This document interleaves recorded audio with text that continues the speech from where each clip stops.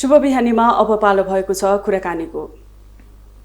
आज लोकतन्त्र दिवस 2062 र 63 सालको आन्दोलनपछि राजतन्त्रको अन्त्य भएको दिनको सम्झनामा नेपालले वैशाख 11 गते 17औं लोकतन्त्र दिवस मनाउँदैछ। नेपालमा पटक पटक लोकतन्त्र स्थापना गरिन्छ। लोकतन्त्र प्राप्तिको लागि युद्ध भयो, तर विडम्बना। लोकतान्त्रिक व्यवस्थाले सङ्घर्षको समयमा गरेका प्रतिबद्धता अनुसार जनताका अधिकारलाई संस्थागत गर्ने अभ्यास भएको महसुस हुँदैन। लोकतन्त्रले आम मानिसलाई न्याय र परिवर्तनको महसुस गराउन नसकेको अवस्था छ। संसारमा लोकतन्त्र एउटा वर्चस्वमा रहेको समूहले परिभाषित गर्ने स्वरूप बन्न पुगेको छ। के नेपालमा लोकतन्त्रको आवश्यकता थियो? लोकतन्त्रले परिकल्पना गरे अनुसार जस्तै भएको छ त भन्ने विषयमा आज हामी कुराकानी गर्छौं र कुराकानी गर्नको लागि हामीसँग स्टुडियोमा उपस्थित भइसक्नु भएको छ समाजशास्त्री डाक्टर दिपेश घिमिरे। आउनुहोस् उहाँलाई कार्यक्रममा स्वागत गरौँ।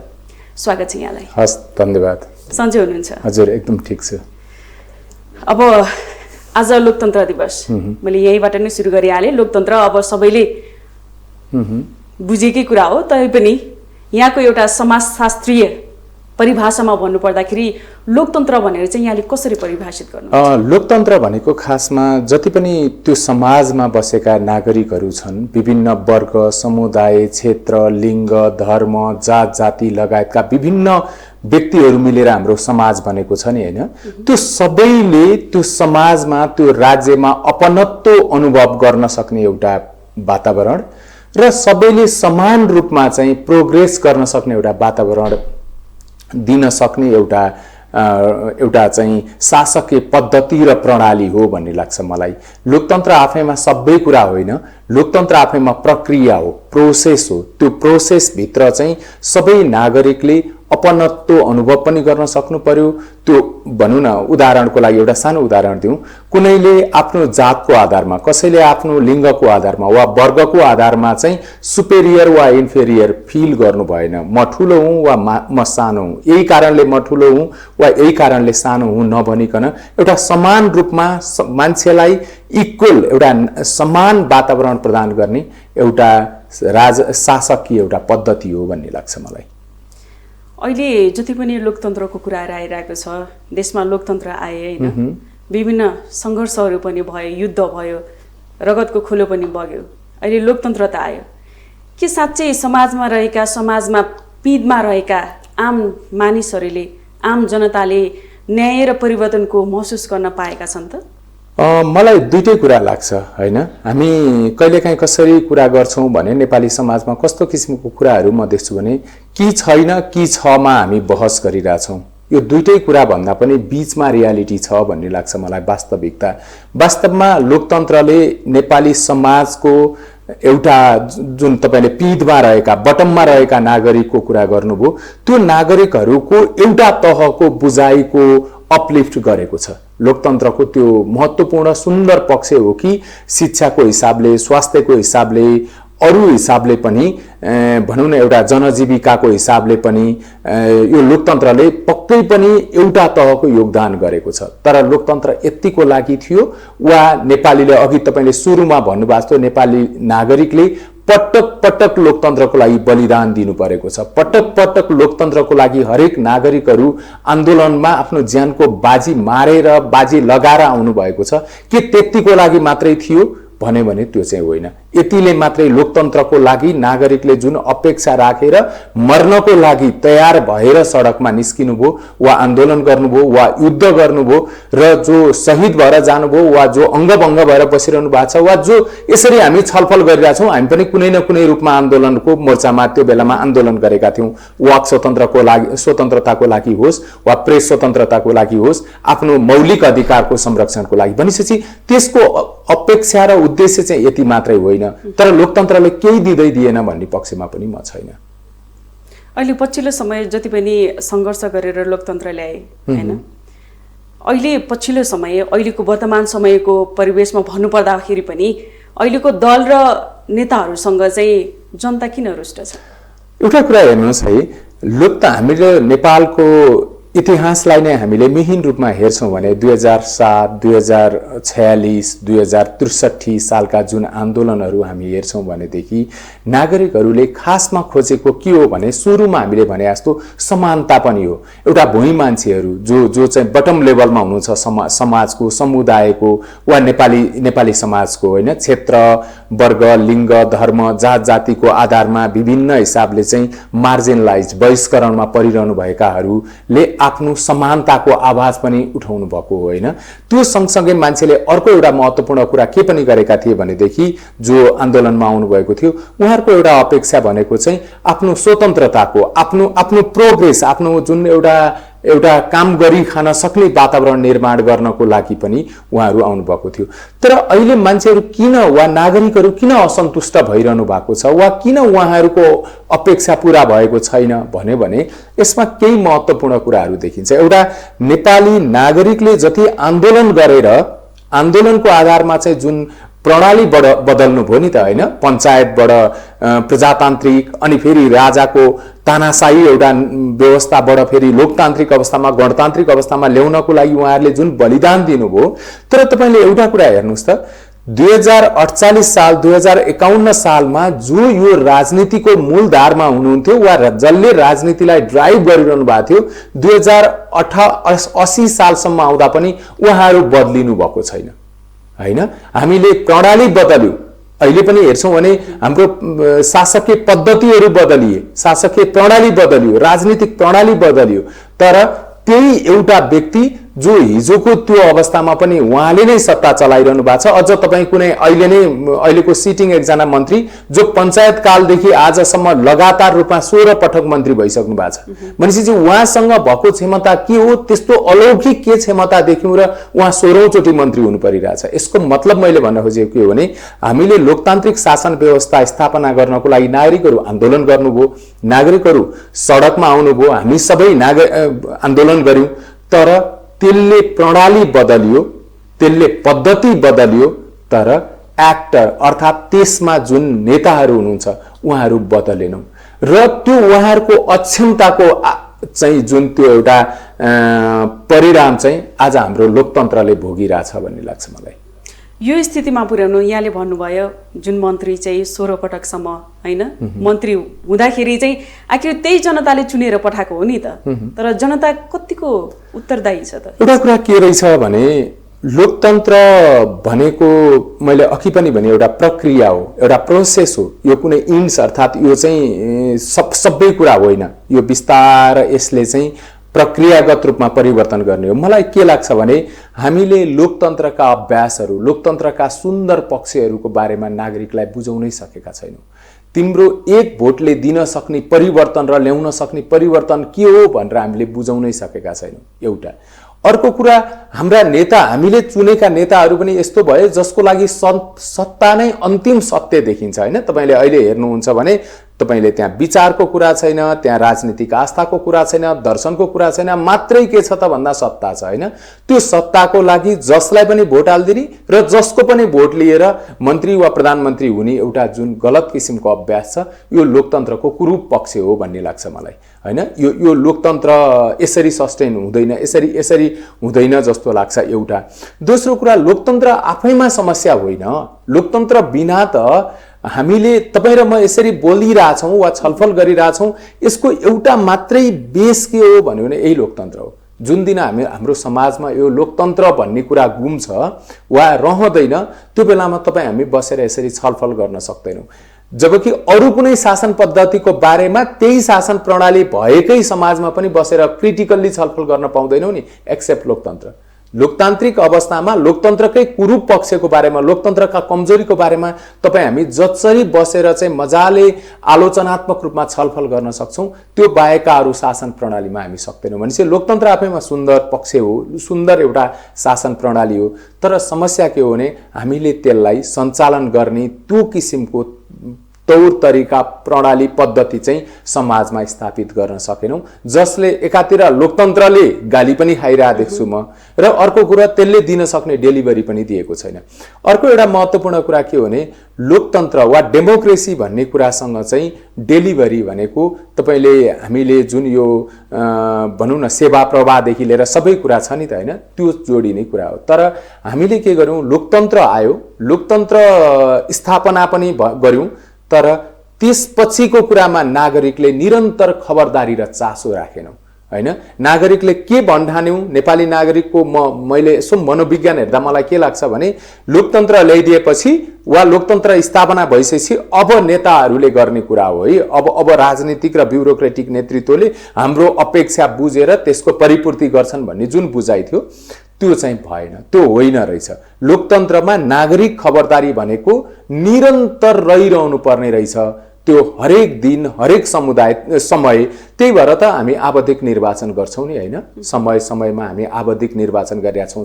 5-5 वर्षमा हाम्रो निर्वाचन हुन्छ, त्यो फेरि निर्वाचन स्थानीय तहदेखि संघीय तहसम्म हुन्छ भनिसकेपछि त्यो निर्वाचन एउटा हो 5 वर्षमा, तर 5 वर्षको खबरदारीले मात्रै पनि लोकतन्त्रले डेलिभरी दिन नसक्ने रहेछ। त्यही भएर नागरिकको खबरदारी चाहिँ पल पल चाहिने रहेछ भन्ने लाग्छ मलाई।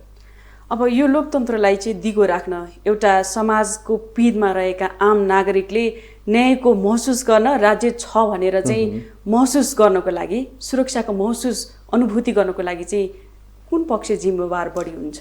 मलाई के लाग्छ भने लोकतन्त्र भनौं न, यो हामीले अहिले जसलाई लोकतान्त्रिक भनिरहेछौं वा लोकतन्त्र भनिरहेछौं त्यसका केही महत्त्वपूर्ण कुराहरू छन्, जस्तो एउटा प्रेस स्वतन्त्रताको कुरा, एउटा व्यक्तिगत फ्रिडम स्वतन्त्रताको कुरा, अर्को भनेको चाहिँ हाम्रो निजी सम्पत्तिलाई चाहिँ सुरक्षाको कुरा, त्यसको सुरक्षाको कुरा। अब अर्को हामीले आफ्नो पेशा व्यवसाय छनौट गर्न सक्ने स्वतन्त्रताको कुरा, त्यसपछि आवधिक निर्वाचनका कुरा। यो जुन हाम्रो अहिलेको आधुनिक लोकतन्त्रका महत्त्वपूर्ण पिल्लरहरू हुन्। तर लोकतन्त्रलाई नै तपाई हामीले हेर्छौं भनेदेखि, अध्ययन गर्छौं भनेदेखि लोकतन्त्र आफै पनि बदलिँदै आएको छ। अरु शासन व्यवस्था त्यसरी आफै बदलिँदै आएका कम देखिन्छन्, तर लोकतन्त्र बदलिँदै आएको छ। उदाहरणको लागि आजभन्दा 2500 वर्ष अगाडिको हामीले इतिहास हेर्छौं भने एरिस्टोटलले जुन लोकतन्त्र हो भनेर परिभाषित गर्नुभएको थियो, आजको लोकतन्त्र त्यस्तो छैन। त्यो प्रत्यक्ष लोकतन्त्र जुन डाइरेक्ट डेमोक्रेसी भन्छौं हामी त्यहाँबाट बदलियौं हैन। त्यसपछि लोकतन्त्र आफैमा कस्तो भने रिप्रेजेन्टेटिभ अर्थात् प्रतिनिधिमूलक लोकतन्त्र बन्यो, र त्यसपछि अहिले हामी नेपालले अभ्यास गरिरहेका त प्रतिनिधिमूलक मात्रै पनि होइन, त्यो भनेको इन्क्लुसिभ अर्थात् समावेशी लोकतन्त्र हो नि त आज हामी हैन। अब बिस्तारै डिजिटल डेमोक्रेसीको कन्सेप्टमा गइरहेछ भनेपछि लोकतन्त्र आफैमा एउटा सुन्दर चीज हो, जो समय काल परिस्थिति अनुसार आफूलाई ढाल्न सक्छ, त्यो अनुसार परिवर्तन गर्न सक्छ, तर आफ्ना आधारभूत कुराहरूलाई नमासिकन नबिगारिकन। त्यही कारणले गर्दा मलाई के लाग्छ भने लोकतन्त्र आफैमा हामीले यदि लोकतान्त्रिक अभ्यास वा त्यो व्यवहार वा भनौं न त्यो कार्यशैली हरेक नागरिकले अवलम्बन गर्न सक्ने हो भनेदेखि, खासमा लोकतन्त्र त्यसैले लोकतन्त्रलाई त्यही नागरिकको व्यवहारले नै दिगो बनाउने हो, न कि कुनै अरू कुराहरूले। नागरिकले लोकतान्त्रिक अभ्यासलाई आफूसँग चाहिँ इम्बेडेड भन्छौं नि, आफूसँग आफ्नो मन मस्तिष्कसँग त्यो जेलेर राख्न सक्नुभयो र त्यो अनुसार आफूलाई ढाल्न सक्ने गरी हामीले चाहिँ नागरिक तहमा चाहिँ त्यो किसिमको चेतना, त्यो किसिमको बुझाइ र त्यो किसिमको प्रणाली स्थापित गर्न सक्यौं भने लोकतन्त्र वास्तवमा असाध्यै त्यो दिगो रूपमा वर्षौं वर्ष नेपालमा रहिरहन्छ भन्ने लाग्छ मलाई। यहाँले भन्नुभयो जस्तै चेतनाको प्रणाली जति पनि कुराहरू यहाँले भन्नुभयो, त्यो प्रणाली लागू गर्ने अथवा चेतनाको विस्तार बढाउने जिम्मेवारी चाहिँ कसको? त्यो जिम्मेवारी खासमा धेरै हाम्रो सबै समग्र समाजको हो, समग्र राज्य प्रणालीको। लोकतान्त्रिक हामीले जति पनि संस्थाहरू आज इन्स्टिट्युसनहरू बनाएका छन् सबै लोकतन्त्रकै बेसमा बनेका छन्। तपाईले हेर्नुहुन्छ भने यो कार्यपालिका न्यायपालिका व्यवस्थापिका बीचको शक्ति सन्तुलनको कुरा के हो, चेक एन्ड ब्यालेन्स के हो, त्यो लोकतन्त्रले दिएको हो नि त हैन। नत्र अटोक्रेटिक तानाशाही समाजमा त कहाँ प्रेस स्वतन्त्र के अरे त्यो न्यायिक स्वतन्त्रताको अभ्यास हुन सक्छ र हैन भनेपछि यी इन्स्टिट्युसनहरू जुन वा मिडिया नै भनौँ वा अरू इन्स्टिट्युसनहरू भनौँ यो लोकतन्त्रले स्थापित गरेका मिडिया के अरे यो इन्स्टिट्युसनहरू हुन् यी इन्स्टिट्युसनहरूको अरू धेरै दायित्व छ तर त्यो सँगसँगै सबैभन्दा महत्त्वपूर्ण दायित्व भनेको चाहिँ लोकतन्त्रको संरक्षण सम्वर्धन र प्रवर्धन पनि हो त्यही कारणले यी इन्स्टिट्युसनहरू त्यसमा एक्टिभ हुनु पर्यो व्यवस्थापिका संसदले कहिले पनि अलोकतान्त्रिक अभ्यास सहितका कानुनहरू पास नगर्ने बित्तिकै यो देशमा लोकतन्त्र सधैँभरि बलियो हुन्छ नि आफूले पावर एक्सरसाइज गर्दा कार्यपालिकाले चाहिँ लोकतान्त्रिक अभ्यासले खोजेको भन्दा वा अपेक्षा गरे भन्दा फरक किसिमले चाहिँ अभ्यास गर्दैन भने लोकतन्त्र बलियो हुन्छ नि यदि त्यो ठाउँबाट चाहिँ कुनै इनकेस केही काम गर्दाखेरि चाहिँ समस्या भयो लोकतन्त्रमाथि घात हुने भयो भनेदेखि त न्यायपालिका छ नि त न्यायपालिकाले लोकतान्त्रिक अभ्यासलाई आत्मसात गरेर फैसला गरिदियो भनेदेखि सानो एउटा उदाहरण हेरौँ न हैन नेपालको संविधानले भ्रष्टाचार निवारणको लागि अख्तियार दुरुपयोग अनुसन्धान आयोगको परिकल्पना गरेको थियो त्यहाँ स्थायी आयोग भन्ने स्थापित गर्यो हैन एउटा तत्कालीन राजाले त्यो गर्नुभयो भनिसकेपछि त्यो चाहिँ असंवैधानिक छ भन्दैकै कारणले गर्दा भएको परिवर्तनलाई हामी हेर्न सक्छौं नि त भनिसकेपछि यी सबै इन्स्टिट्युसनहरूको एउटा दायित्व छ नागरिकहरूमा त्यो अवस्था त्यो सन्देश त्यो सञ्चार त्यो बुझाइ विस्तार गर्नको लागि भने अर्को बुझाइ चाहिँ मलाई के लाग्छ भने सबैभन्दा महत्त्वपूर्ण तर हामीले कम ध्यान दिएको चाहिँ सामुदायिक स्तरका संस्थाहरू सङ्घ संस्थाहरू जस्तो सामुदायिक विद्यालय सामुदायिक वन सामुदायिक खानेपानी सामुदायिक रेडियो सामुदायिक तपाईले सिंचाइ लगायतका विभिन्न सामुदायिक अस्पताल के छन् नि हाम्रो जुन समुदायसँग जोडिएर रहिरहेका त्यो सामुदायिक स्तरका साना साना देख्दा साना सङ्घ संस्थाहरू जुन छन् यिनीहरूले लोकतान्त्रिक अभ्यास सुरु गर्ने हो भने यिनीहरूले लोकतन्त्रलाई आफ्नो प्राणको रूपमा लिएर लोकतान्त्रिक अभ्यास अनुसार आफ्नो नेतृत्व विकास गर्ने हो भने त्यसले लोकतन्त्रलाई भुइँ मान्छेहरूको ठाउँसम्म पुर्याउँछ र लोकतन्त्रलाई बिस्तार बलियो बनाउँदै ल्याउँछ र आज तपाईँ हामीले लोकतन्त्रलाई हेरेर जुन समस्या देखिरहेछौँ यो कुरा चाहिँ एक हदसम्म समाधान हुन्छ भन्ने लाग्छ अब लोकतन्त्र आयो भन्छ हैन नेता भन्छ हामीले यो गर्यौं त्यो गर्यौं भनिरहेको हुन्छ तर आम जनता चाहिँ सधैँ उही समस्यामा झेलेर बसिराखेको हुन्छ अघि यहाँले भन्नुभयो जस्तै राज्यको व्यवस्था बदलिन्छ तर जनताको चाहिँ अवस्था जिउका त्यौं छ निश्चय नै हो तर यो लोकतन्त्रको फाइदा चाहिँ कसलाई भइरहेको छ बढी यो लोकतन्त्रको फाइदा असाध्यै सीमित त्यो लेस देन 5% 5% भन्दा पनि कम जो एउटा इलिट वर्ग छ हैन यो समाजको जो एउटा प्रबुद्ध वर्ग छ भनौं उले बेनिफिट लिइरहेको छ अर्को यो लोकतन्त्रको सबैभन्दा बढी बेनिफिटेड भनेको लाभान्वित वर्ग भनेको जो खासमा राजनीति वा राजनीतिसँग त्यसको पेरिफेरीमा रहिरहेको छ त्यो वर्गले लाभ लिइरहेको छ त्यो कसरी भन्ने बारेमा लामो व्याख्या गर्न सकिन्छ एउटा सानो उदाहरणको लागि तपाईले हेर्नुभयो भने मेरो अहिले जुन एउटा रिसर्च गरेको थिएँ यो नेपालको पैसा कहाँ गयो भनेर हेरेको थिएँ क्या मैले हैन किनभने हरेक समाजले आफ्नो त्यो क्यापिटल एक्युमुलेट त गर्छ त्यो क्यापिटल कहाँ गयो भनेर हेर्यो भने त्यसको लामो हिस्ट्री छ उदाहरणको लागि एउटा हेर्नुभयो भने नेपाल एकीकरण भएर 1903 सम्म वारमा गएको छ 1903 मा राणा शासन स्थापना भएपछि 2007 सालसम्मको हेर्नुहुन्छ भने त्यो एउटा फ्यामिलीमा राणा फ्यामिलीमा गएको छ त्यसपछि 2046 सालसम्म दरबार वा त्यो पोलिटिकल त्यो बेलाको इलिट ब्युरोक्र्याट्सहरू सेनाको इलिटहरूसँग पुगेको छ भने 48 साल पछिको तपाईले कुनै पनि एंगलबाट हेर्नुस् त्यो सबै क्यापिटल जुन राज्यको क्यापिटल छ त्यो चाहिँ पोलिटिकल पार्टी वा पोलिटिकल नेताहरूमा पुगेको छ केही ब्युरोक्रेटिक लिडरहरूमा पुगेको छ भनेपछि यो बेनिफिट कसले लिएको छ त्यही जसले चाहिँ लाभ लिइरहेको छ के लोकतन्त्र कमजोर हुँदाको लोकतन्त्र बलियो हुँदाको लाभ भुइँ मान्छेले पाउने हो हैन लोकतन्त्र बलियो हुँदाको लाभ निम्न मध्यम वर्गले पाउने हो तर लोकतन्त्र कमजोर हुँदाको लाभ भनेको चाहिँ त्यो अप्पर क्लासले जुन इलिटहरू जो छ त्यसले पाउने हो वास्तवमा यो लोकतन्त्र नेपालमा जुन अलिकति कमजोर जस्तो देखिँदै गर्दाको बेनिफिट चाहिँ उनीहरूले पाइरहेछ अब हाम्रो देश चाहिँ कतातिर जाँदैछ मलाई त म त्यति धेरै पेसिमिस्टिक मान्छे होइन म त एकदम अप्टिमिस्टिक हो म त अलिकति हामीले प्रणालीगत रूपमा एउटा देशलाई ट्र्याकमा ल्याइसकेका छौं अब हामीले यो देशको नेतृत्व गर्न सक्ने केही पात्रहरू लाई बदल्न सक्यौं भने त्यो संरचना र ती पात्रहरूले सँगै एउटै लयमा काम गर्न सके भनेदेखि यो देश सुन्दर दिशामा लैजान सकिन्छ। आज के छ, हामी सबै फ्रस्ट्रेट छौं हैन, एउटा नैराश्यता छाइरहेको छ। तर म चाहिँ त्यसभित्र पनि एउटा त्यो हुन्छ नि त, कहिलेकाहीँ चाँदीको घेरा हुन्छ भन्छौँ नि हैन, त्यो चाँदीको घेरा चाहिँ स्टिल छ, त्यो दिएको केले हो भने यही लोकतन्त्रले हो। त्यही भएर म त्यति धेरै पेसिमिस्टिक छैन।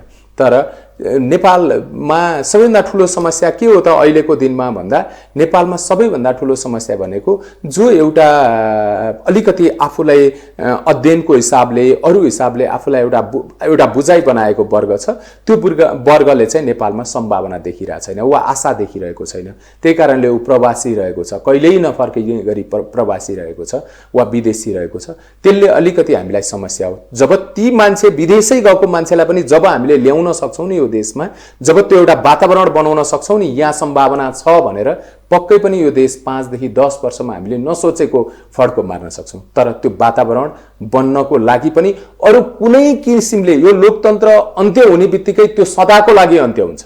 यो लोकतन्त्रलाई नै बलियो बनाएर, लोकतान्त्रिक अभ्यासलाई हामीले बलियो बनाएर अगाडि बढाउन सक्दा मात्रै त्यो दिशातर्फ यो देशलाई लैजान सकिन्छ। भनेपछि त्यति धेरै लोकतन्त्र जति बलियो हुन्छ, हाम्रा आशाका त्यो सम्भावनाका किरणहरू त्यति धेरै फैलिँदै जान्छन्। म त्यसमा चाहिँ निश्चिन्त छु। प्रत्येक वर्ष लोकतन्त्र दिवस मनाइरहँदा के साँच्चीकै समाजमा रहेका आम नागरिकहरू चाहिँ स्वतःस्फूर्त उत्साहित भएका छन्? यो दिवसले प्रभाव पारेको छ?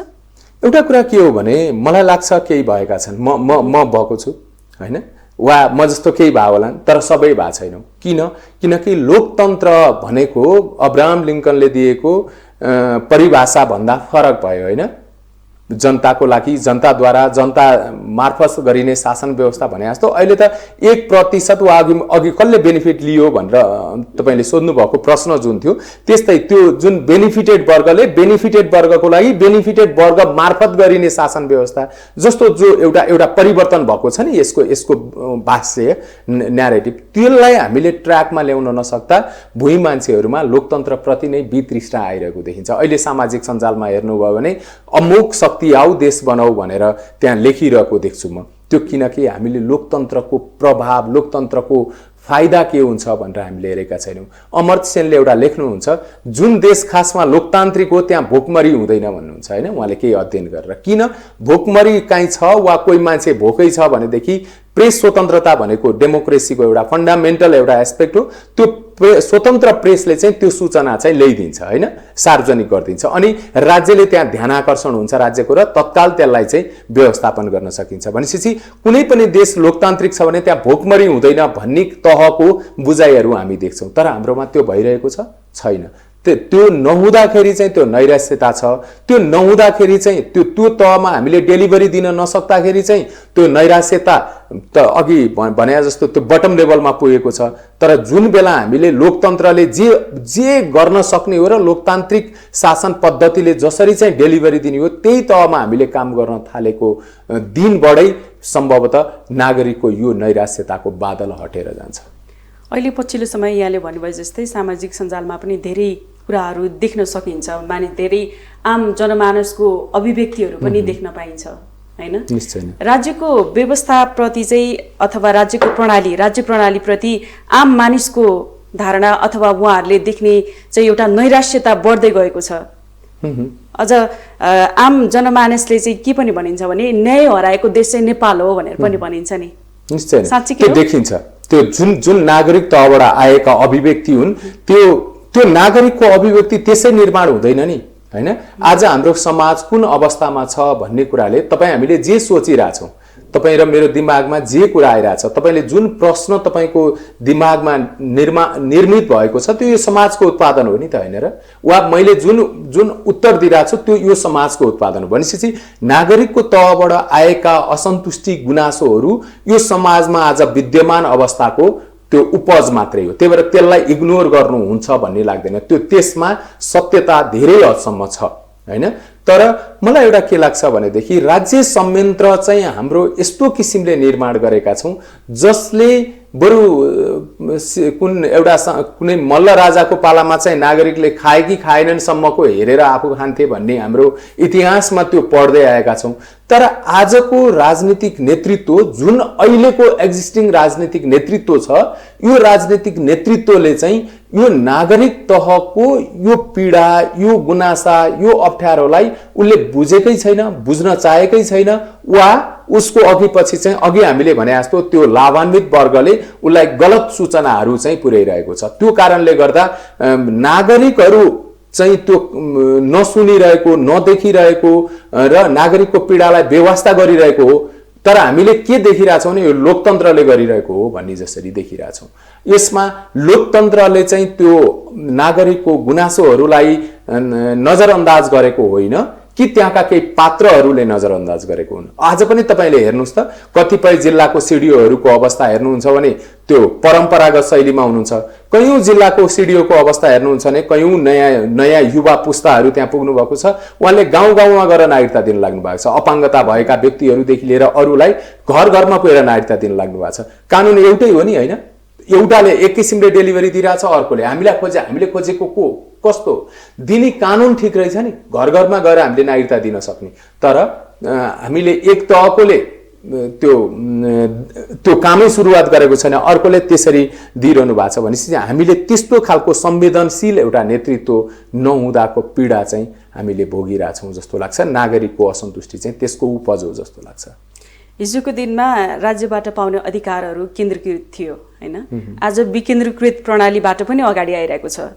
यसरी यो अहिले पछिल्लो समय चाहिँ विकेन्द्रीकृत प्रणाली लागू भइरहँदाखेरि समाजमा परिवर्तन सकारात्मक पाइराखेको छ। मेरो लागि अब यो एकदमै आजभोलि त यो भन्दा गाली खाने कुरा हुन्छ होला, तर नेपालमा संघीयता जुन आएको छ, एउटा विशिष्ट अवस्थाबाट गुज्रिरहेको देशलाई त्यो अवस्थाबाट अर्को अवस्थामा ल्याउनको लागि संघीयता अवलम्बन गरियो र संघीयतामा खास गरी अहिले धेरै त त्यो त्यसले गर्दा बिग्रिरहेको छ भन्ने भाष्य निर्माण गरिरहेछौँ हामीले। तर मलाई के लाग्छ भने संघीयता विकेन्द्रित शासन व्यवस्था पनि होइन। संघीयताको खास तपाईले हेर्नुहुन्छ भने त्यसको फिलोसोफिकल रुट हेर्नुहुन्छ भने त्यसलाई non centralise mode of governance भन्छौँ भने अकेन्द्रीकृत शासन व्यवस्था हो, होइन?